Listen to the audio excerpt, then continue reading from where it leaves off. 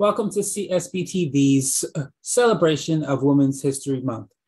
We will be looking back at some of our women guests who are making history in today's present. Let's take a look.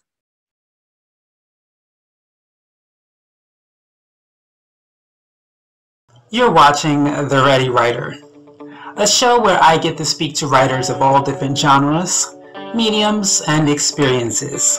The Ready Writer. Are you ready?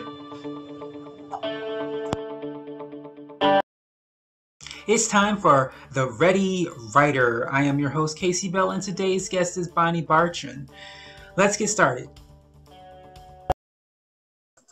So, due to the pandemic, you had to stop working as in Hollywood, and you decided to write a book. Now, is writing something you've also been into since a child, or was this something that just happened last year out of the blue?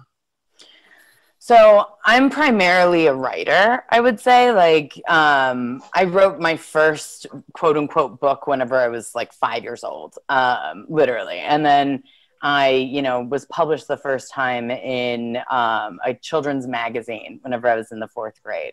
So, there's a big path, I guess, of writing. Words have always been something that I'm much better in writing than I am in person, in my opinion. And I really like the opportunity to formulate my thoughts and try to look at things from different perspectives. And that's one thing I love about writing narrative things, is being able to go into the perspective and the point of view of a character in a moment that maybe I've never experienced, but I could put myself into. So it's very much like acting as well. I think most writers are also, at least in their mind, actors. Mm-hmm. So, and I did act a lot as a child as well. That was something that I was really, really into. But I realized as I got older that, being in front of the camera wasn't really my favorite thing. My favorite thing was writing characters and then watching other actors bring something else that I didn't imagine when I was writing to the character. That's one of my favorite parts of filmmaking. But as a book, that was my first book. Whispers was my first book that, was published and out there for the world to read. So other than the pandemic, what was it that said, write this book, Whispers? Well, so the last 4 years, things that have already been happening in this country, to people of color and to marginalized communities kind of intensified. And I felt like there were a lot of voices that were trying to shut down a really important movement in our world, which is equal rights. And I felt like they were trying to shut it down because they didn't understand it and because we were being lied to. And then I noticed that there was something else spreading with COVID. And it was a dark and hateful kind of undercurrent that, to somebody like me, I'm an Army brat, immediately it smacked me of something, dangerous from other countries that I've seen, growing up. And through discovering this, what looks to be a psyop against the American people, I decided I wanted to say something about what I was seeing. And I wanted to voice my support in a way that would maybe be able to reach the people that were pushing so hard against the equal rights movement. So I wrote Whispers as a narrative to kind of explain the way that I saw racism firsthand in the world as a white woman. Because, a lot of times if you are not experiencing something, a lot of men try super hard to relate to women, but if you don't live that life, it's really hard to really understand the root of the issue.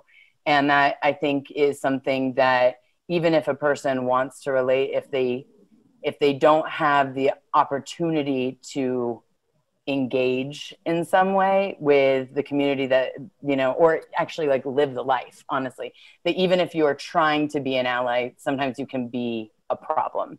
And that was pretty much what I wanted to focus on for Whispers, was to kind of illuminate how self-righteous allyship can also be a really big issue, unless you're just trying to amplify somebody else, as well as kind of show the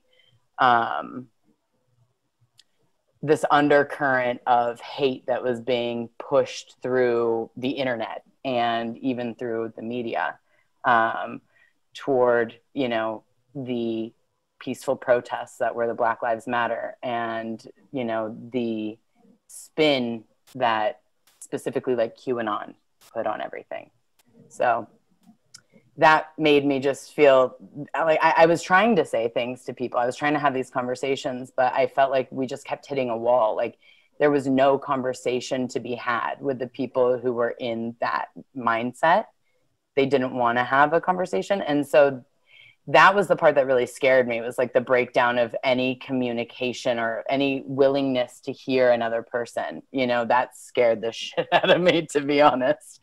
I was like, this isn't good, people. We need to, like, you know, see each other a little bit more, and a little bit like try to see each other a little bit more clearly. So anyway, I felt like the more I was speaking up, the more I was being silenced. Like TikTok, for example, muted me for like a month, where I wasn't allowed to post, and then like they throttled my viewers whenever I was speaking out. And Facebook, I kept getting, you know, warnings because I would just put up a post that said like Black Lives Matter. I'd get a warning because somebody reported my I mean, just ridiculous things where I was just feeling like, are you kidding? We can't even go out in public. We can't even like talk to each other. And now I'm being muted on the few things that I have to communicate with, you know, the world around me. And that's whenever I just decided, okay, got to write it.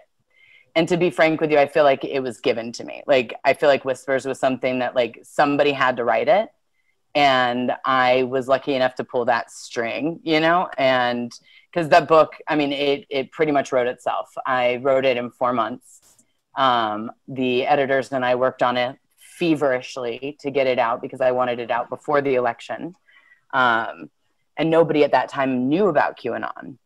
And that was the thing that like killed me, is that so many people had no idea what was really happening in the country.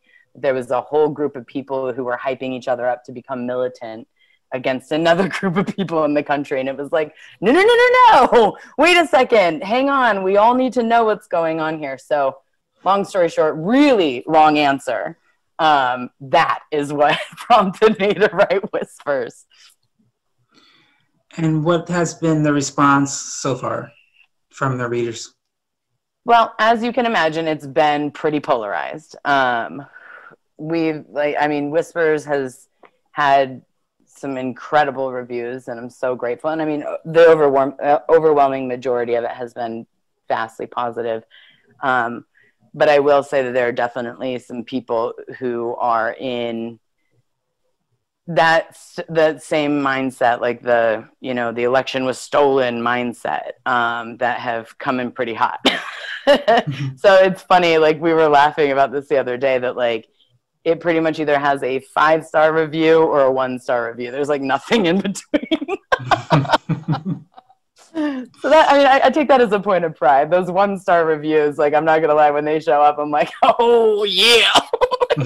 But every one of them have said they read the entire book, and I'm like, I got you to read the whole book though, didn't I? Even if you hated it. Anyway, it's terrible, right? Maybe we should strike. Well, hopefully, at some point it'll come back to them, you know, because sometimes you can eat knowledge and you not receive it, and then like maybe 5 years later something happens, and it wakes you up. You remember that you read something that was true, but you were too arrogant to receive it. So maybe not all of them, but hopefully some of them will realize how wrong they were and hopefully change. I hope that it helps. I just hope that it helps people who were taken advantage of by that movement to wake up. I don't think that the people who wanted to be in that movement will ever wake up, because that's their choice. Like, they chose to be those people. But I do hope, and like, that's my dream, that like some people who are, you know, really good people who just believed the propaganda. I mean, propaganda is a hell of a thing. Like, it started wars for centuries, you know? So I do hope that like the people that were victims of the propaganda, I hope it helps them. That's really the people that I wrote it for more than anything, are the people who are the ones who believed because they thought they could. They thought that that was, you know, they had faith, and that faith was taken advantage of. Right. So this was your first book published, and you did it so quickly. How did you know where to go to get it published and who to turn to for help? Well, so, I mean, that's a great question, because to be completely frank with you, like, I felt like I was adrift in the ocean without a paddle. Like, it was a very, you know, new world. And even for someone like me who's, you know, written a number of scripts and shows and stuff, it was a new world.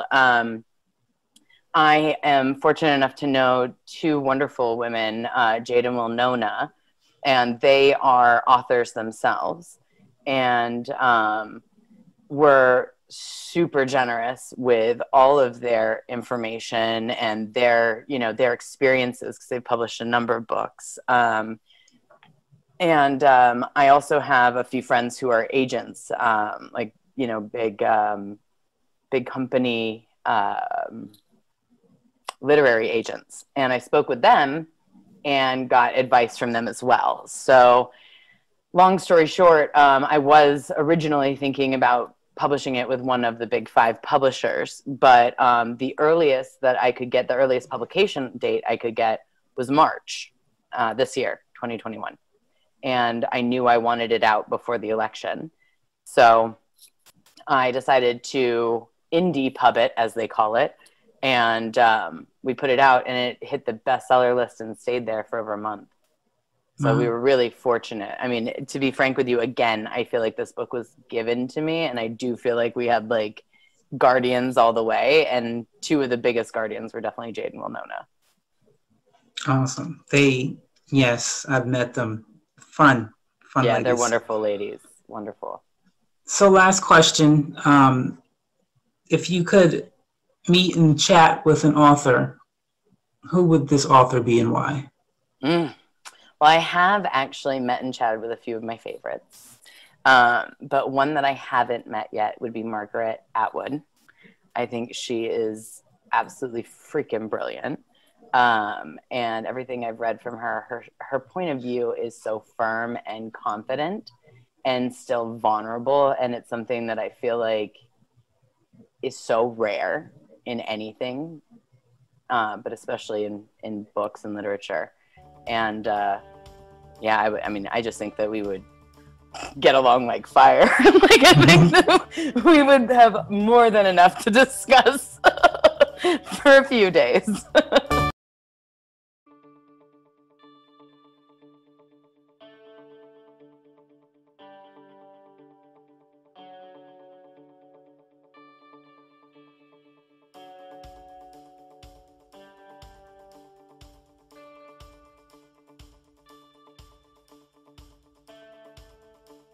Well, that's all the time we have for you today on The Ready Writer. Bonné Bartron, I really want to thank you for taking the time to stop on by, and to the audience for watching, thank you so much.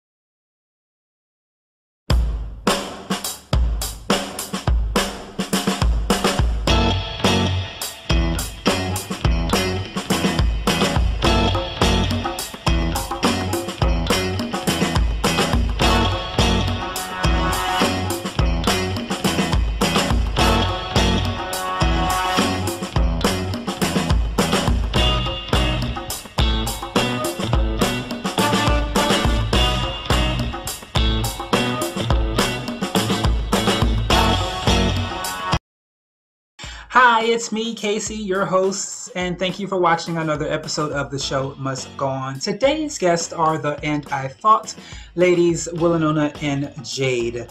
They have their own podcast where they speak to people all over Hollywood and even those in the film industry and television industry across the pond. Let's take a listen. Let's get started. Now, how did you get started with Meet Hollywood Monday? How did that actually, who, what, where, and why, how? COVID and Wilnona. Oh. Wilnona is the brainchild behind most things that we do. I came in the business and I wanted to leave. When the first book took off, I decided what I really wanted to do was I would leave when I had a movie. I now have a documentary, so I'm in it. But we're not leaving. And but along the way, we had so many questions, right? Like, what is a casting director? What exactly do they do? What does a director do? What does a producer do? Which producer do you need to make a real show? Do you actually need a line producer, a content producer, an executive producer, a development coordinator? Do you need all of these things? And so we figured the best way in the writing room. Oh my goodness, yes. And more importantly than all of this, where is craft services? More importantly than all of that is craft services. Crafty, y'all. Like, it's still a lifetime goal. We're gonna get there when COVID's over. We know it. Actually, it's written into contracts now. So I'm excited. I'm on my way. I'm on my way. I might actually be able to eat some food, y'all. I'm excited. But yes, we wanted to know all of this. Yeah, we wanted to know what was going on with behind the scenes of it. And as we always say, it's really cool that the fans of our podcast, right? They go along the journey with us. As we just, what do you do? Can you explain it? Google says you do this, but like, is there more to it? Yeah. So and then I have to plug myself and my stuff. Oh. Because it's me and I am the narcissist of the group. This is Wilnona, by the way, and I'm Jade, just in case anyone wanted to know. Oh my goodness, right. I don't even think we said where we could find the book. And the end I thought lady. So yeah. Anyway, so plugging myself, I wrote a TV script and then I loved it. Like, I wrote the first one. And I liked it. I did. I was like, I love it. And so I was like, let me pitch it. And then I was like, where do I pitch it? And I found a place to pitch it. And then I was like, that's nice. But then I wrote a second TV script. And then I just I loved it. I loved it. And I was like, oh, I have to find out how to make this happen. So Meet Hollywood Mondays came about. So we interview a bunch of people, mostly to know things. So yes. Then and then also, the more knowledge you have, the more prepared you are to actually pursue that project at a later date. So how did you end up finding all these people to talk to? Well, you Google and you say, well, what is a casting director? Who are casting directors? I mean, you just need to know. And then you're like, okay. And then you read about them and you see the bios that really speak to you. And then you ask them like, hey, would you come on the show? And could we talk a little bit about your career and what you've done? Because what I'm reading is amazing and I just want to know more about it. And I'm sure my fans would too. We also found the people because at the end of shows, there's the credits where most people just roll out. Mm-hmm. I'm like with a notebook. Well, who are these people? Who are these people? What's the caster? What's their first assistant? What's that name? And there you go. And you just want to know. I mean, I know for me, it's very interesting. I mean, and some of these people have these stories that are amazing and how they got to where they are. And sometimes how they said, like, they felt like I'm an imposter here. Like, hey, I'm not supposed to be here. And then the people go, of course you are. So act like it. So how do they feel? Because most people, as you said, don't really care about behind the scenes people. They don't know their names. They don't, ask for autographs and pictures. So how do they feel knowing that someone actually cares about them and what they do? They said it was interesting. They were like, we've never really gotten a bunch of emails like, hey, please come on this show. Let's talk to you. Like, we talk to people's interns and they'll, why would you want to talk to me?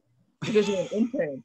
And and then it's good to know from the eyes of the intern what's going on all the way up to someone that we would call a note. to know what's going on, because everywhere in between is a story. And at the end of the day, we are storytellers. Yup. And we want to know all the stories. We can, maybe we won't tell the world. Maybe we'll just tell ourselves. But I mean, it's still a good story. And it's also great to know the steps of how one starts a career, especially in Hollywood. Are you joking? Because they say it's one of the hardest towns to start a career in. So it's nice to know from the intern up to, as she said, the person who knew how they started their career, what they do, how they got there. Some went to college. Some have like PhDs and they're still an intern. Some, you know, just happen to luck up on it. Yeah, it's weird. And it's one of the most interesting towns I've ever like just interviewed people, because when I'm picking people, it's kind of almost at random. Not really, because we read your bio, we read what's going on with you, but it's still one of those things like, well, we hope they are who they say they are, and they always are. They're always better than they say they are. Oh my goodness, so true. You just like, you should have said that. This makes you so much better. I mean, obviously, I thought you were good, but man, now you're so much better in my estimation. So that's cool.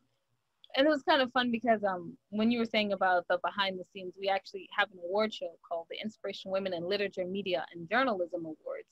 And one of the reasons we started it was because we kept meeting so many women in media and journalism, of course. In literature. In literature. But I mean, we were going to meet women in literature.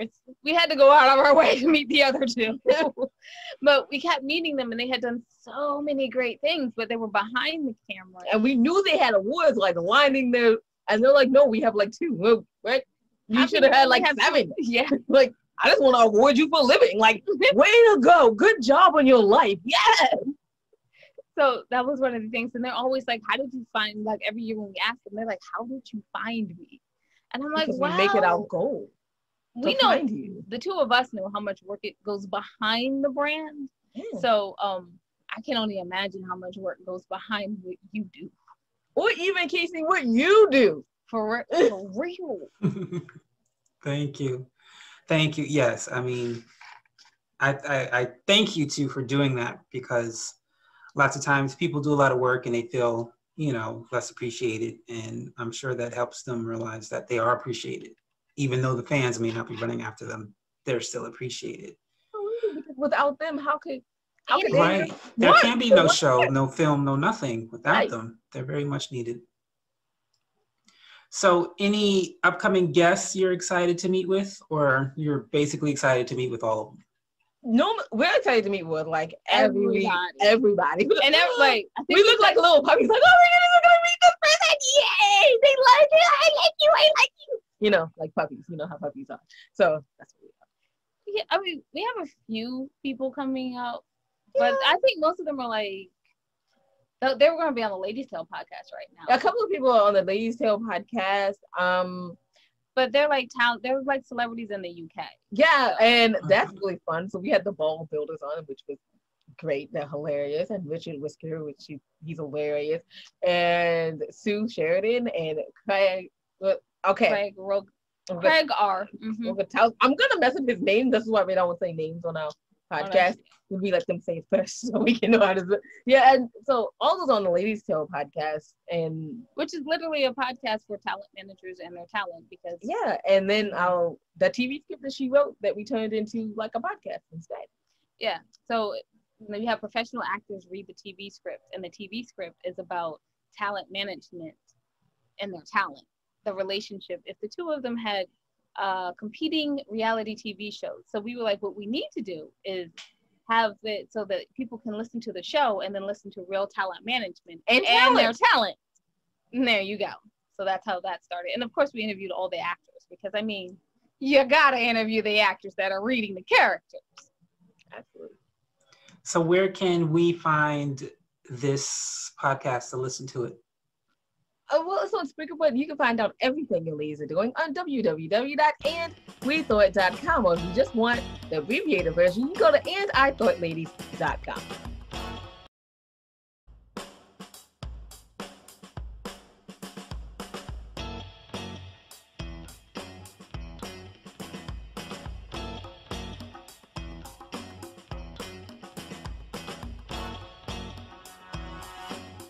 Well, that's all the time we have for you today on The Show Must Go On. I want to thank our guests, Wilnona and Jade, for taking the time to join me, and of course to you out there watching, audience, viewers. Thank you so much. I greatly appreciate it. Have a great day.